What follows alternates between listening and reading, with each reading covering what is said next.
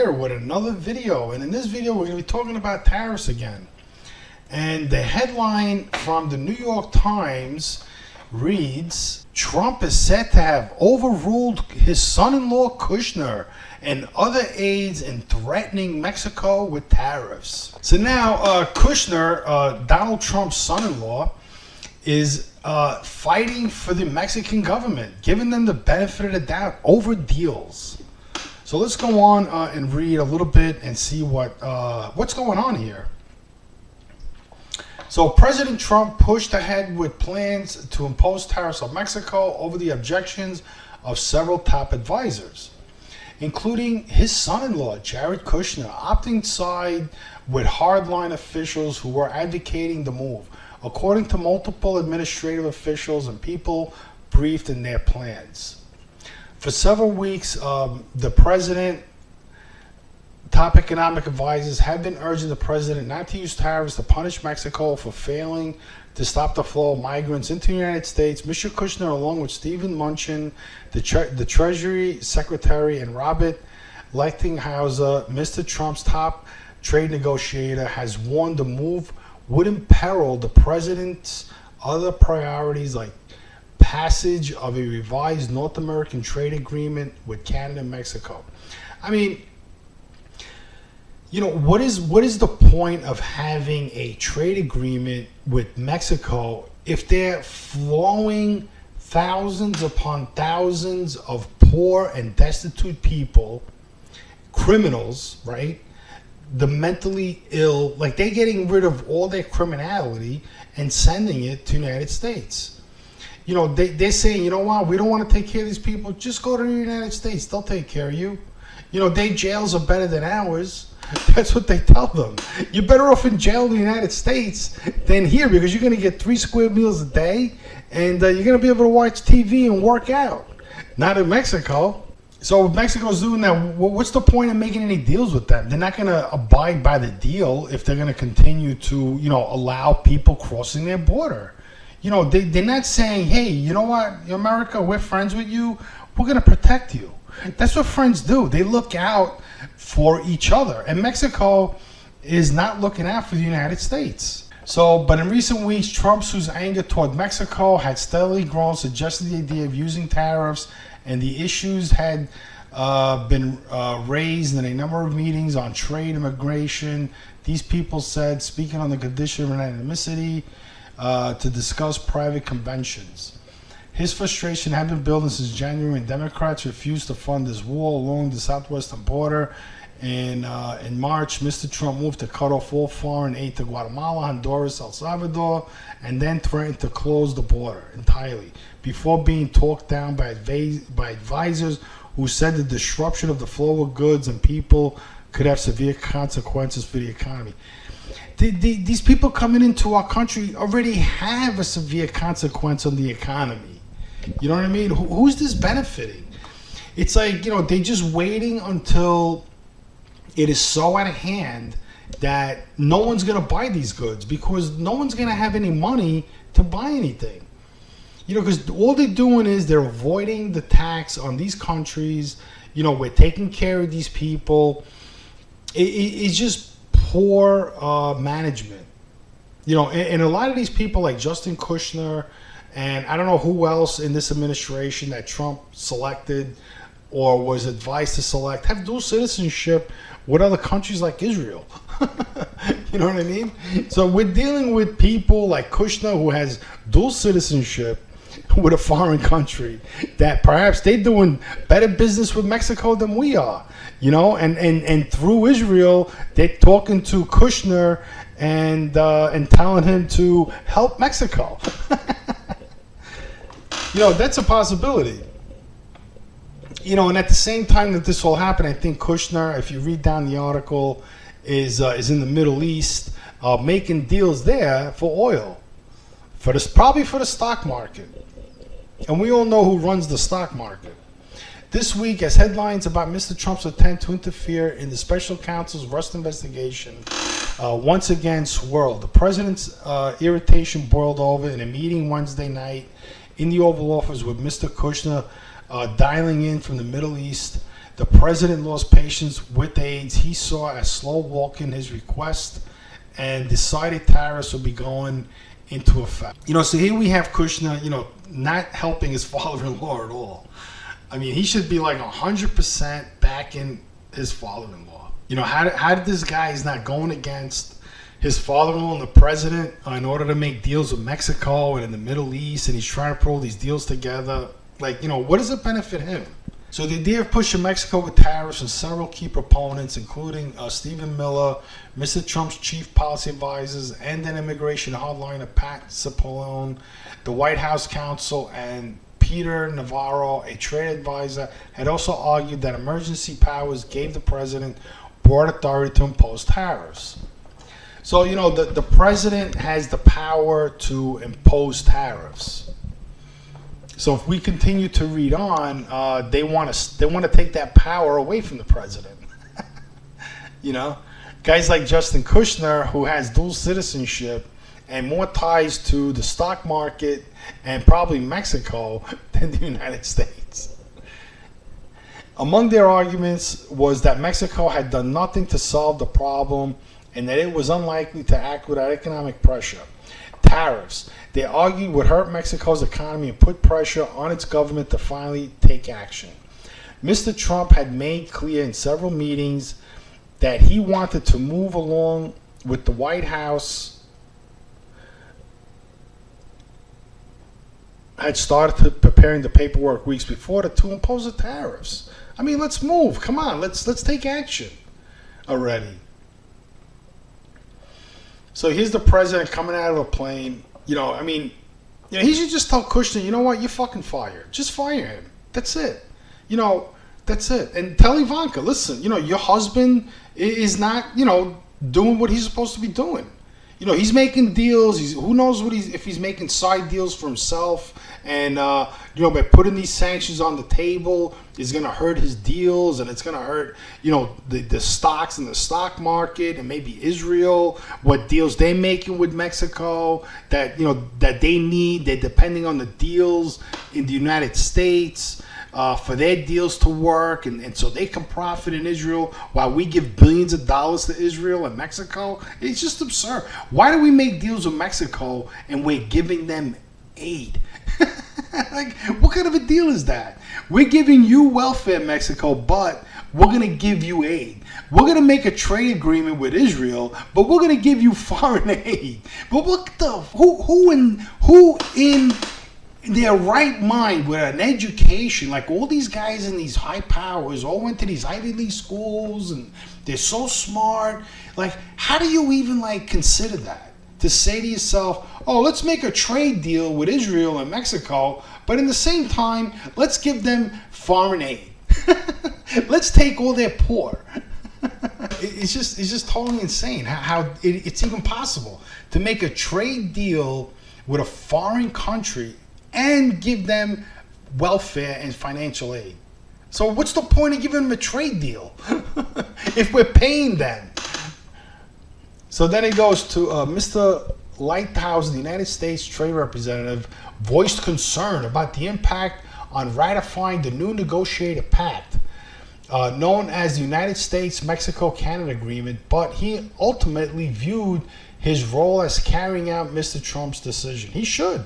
If the president tells you, listen, buddy, that's it, I'm tired. I want Mexico to step up, get in line, and stop the flow of all these people into our country that it's costing this country billions and billions of dollars every year. So whatever trade we have with Mexico, it's not worth it.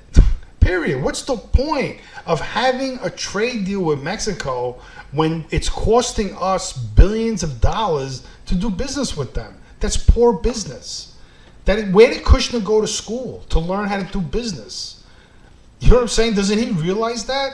He's working for the American people. He's not working for Mexico. He's not working for the stock market. He's not working for Israel. He's getting paid by the American people, and his first concern should be the United States of America and the people. So if you say, if you're anybody in politics, a senator, a congressman, and you're talking to Mexico, the first thing you should tell them is, listen, if we make a trade deal with you by you having all these people come into this country, costing the United States billions of dollars every year, there's no point in us doing business because you're costing us money.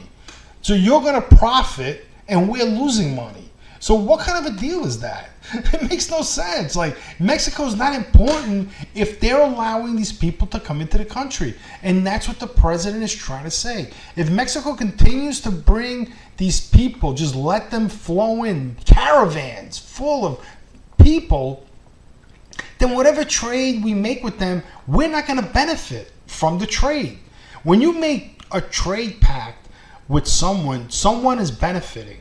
Someone has to benefit, or both parties need to benefit. If you go to a store and you buy an item, your benefit is you receive the item, and the store's benefit is they get paid for supplying the item to you.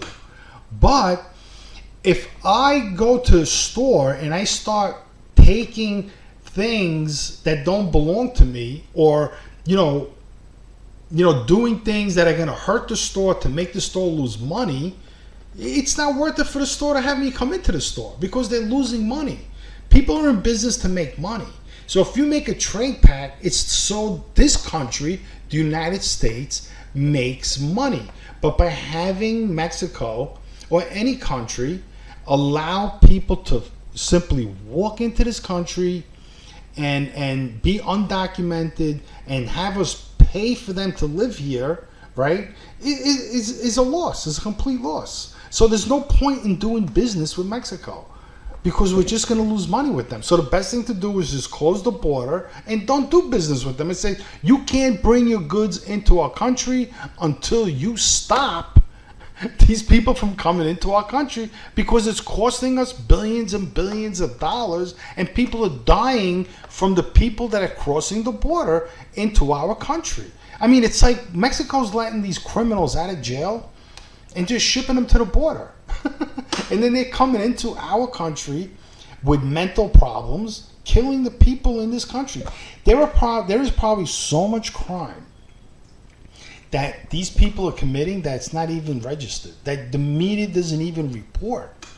Because people like Kushner are telling the media, no, don't report that because it's going to hurt my deal with Mexico, or it's going to hurt my deal with Mexico that's going to funnel to Israel, that's going to funnel to the Middle East, and yada, yada, yada.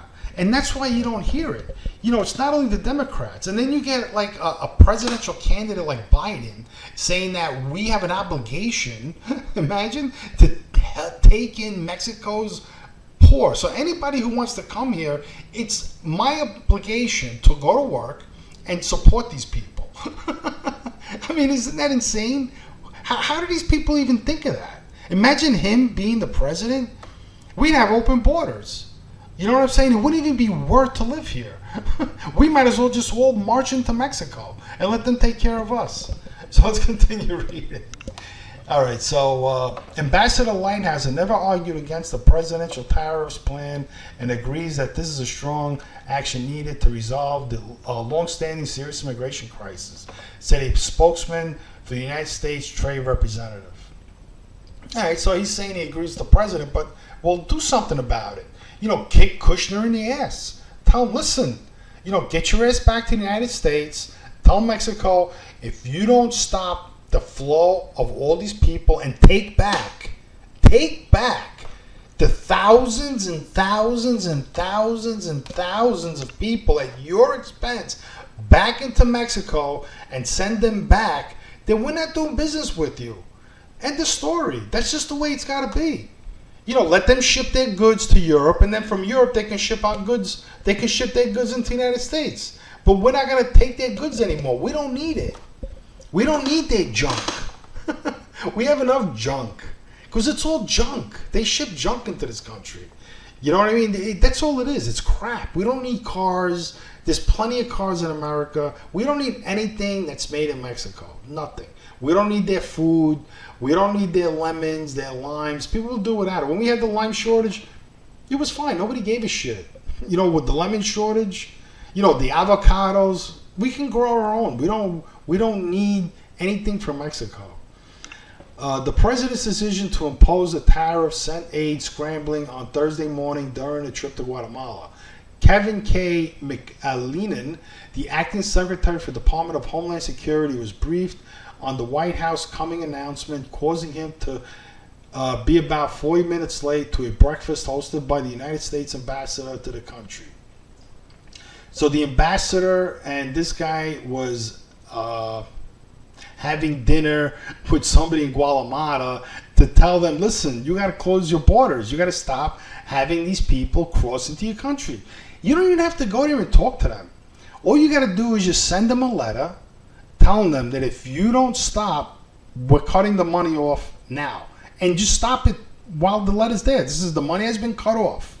When we feel that there is no more Guatemalans marching up to our country, we will think about giving you financial aid again. And why we're even giving them any money is beyond me. Then it goes on to saying, inside the White House, Mr. Trump advisors tried to at least buy more time to try and secure commitment from Mexico at a meeting on Thursday. Mr. Mnuchin and other advisors persuaded the president to wait until June 10th before imposing tariffs in hopes that they could get Mexico. Mexico's not going to do nothing about it. You know, these guys, Mnuchin, Kushner, all these guys are just blowing smoke up the president's, you know what. You know what I mean? It's like you have these little kids convincing the president, you know, to make deals. Like all they want to do is make these fucked up deals. You know what I mean? That benefits them somehow. You know, I'm sure Kushner's getting paid one way or the other, and it's going to benefit Israel, and that's probably what the outcome is. It's going to, you know, the stock market, and you know, and Kushner could care less about the American people. I mean, that's how I see it. Mr. Trump agreed on Thursday evening. He announced on Twitter that he would use emergency powers to impose a 5% tariff on June 10th and said that the amount could increase to 25% until the illegal immigration problem. Exactly. You know, he should increase it to 50%. 50%. Because, you know, Mexico is a rich country. Mexico doesn't need financial aid from the United States. Mexico has rich people, wealthy people. I think at one time the richest man in the world was a Mexican. You know, not too long ago, until you know, that idiot from Facebook. You know, however he got all that money from Facebook, became the richest man in the world. I think all these numbers from these rich people is all bullshit. I mean, you look at all these people like that are rich, like they're all weasels. All these like dual hat wearing, dual citizenship, like Kushner. These guys, like the guy from Amazon. These guys are all the same. They all come from the same cloth. They're all wearing two hats, and you can't trust them. You just can't. You know, if you have dual citizenship, you don't belong in American politics. Period. Or even have a job that's paid for by a taxpayer. Even picking up the garbage for the city, you shouldn't be entitled to that job if you have dual citizenship.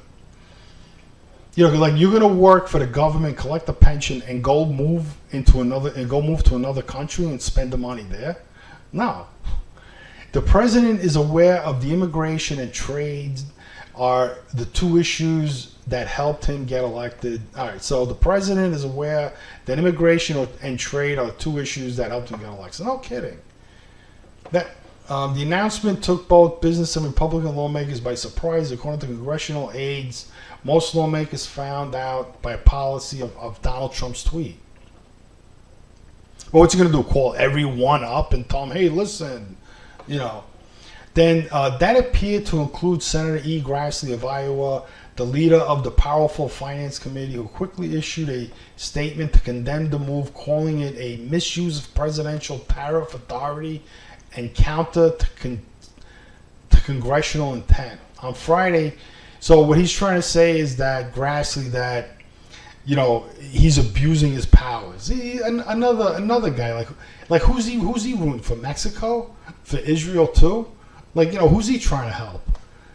Doesn't he realize that Mexico is taking advantage of the United States and the president is trying to put a stop to it?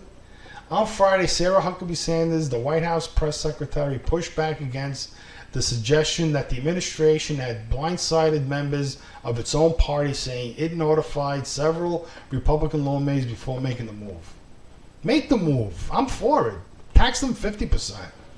And she defended the decision as necessary to get in Mexico to take action, telling Fox News that the administration had for months sought help from Mexico. Well, you know what I think? I think the president should fire Kushner and hire Sarah Huckabee, Sarah Sanders to do his job, because